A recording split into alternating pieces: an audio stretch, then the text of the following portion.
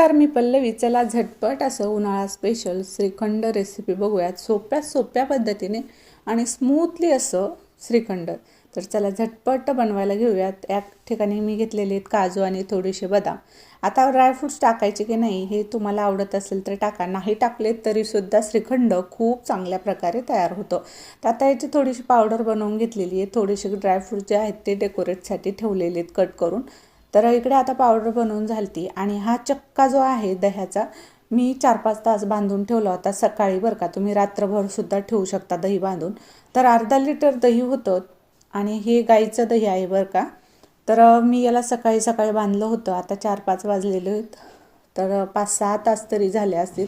पूर्णपणे पाणी छान नितळलेलं आहे आणि चक्कासुद्धा मस्त असा घट्ट तयार झाला. यामध्ये पाणी राहता कामा नाही. जर दही आंबट असेल आणि पाणी शिल्लक राहिलं तर मग श्रीखंड जे आहे ते आंबट लागतं आणि जास्त दिवस टिकत नाही. आता असं जर बनवलं तर 4-5 दिवस आरामात टिकतं. म्हणजे कमी आंबट दही असेल तर 4-5 दिवस मस्त लागतं खायला.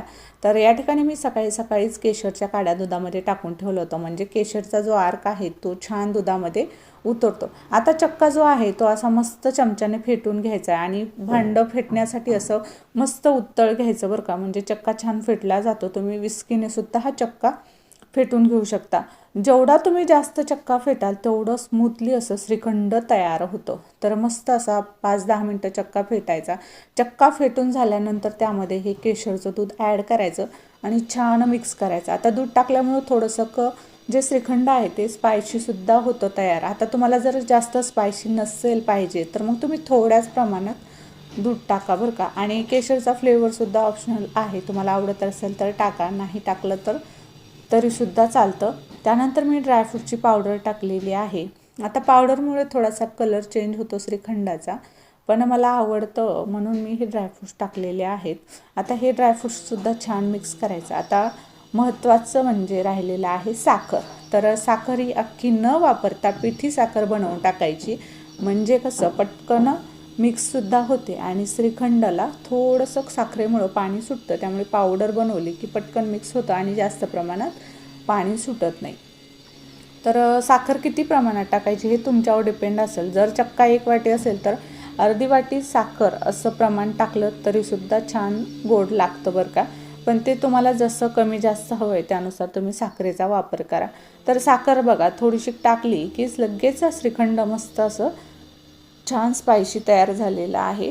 तर आता हे छान साखरसुद्धा मिक्स केलेली आहे. तर बघू शकता तुम्ही मस्त असं श्रीखंड आपलं झटपट घरच्या घरी तयार झालेलं आहे. तर विकतचं श्रीखंड आणूच तर असं मस्त घरच्या घरी तुम्ही श्रीखंड बनवू शकता आणि मुलांना हे श्रीखंड खायला खूप हेल्दी आहे आणि होममेड आहे आणि महत्त्वाचं म्हणजे हे गाईच्या दुधापासून बनवलेलं आहे.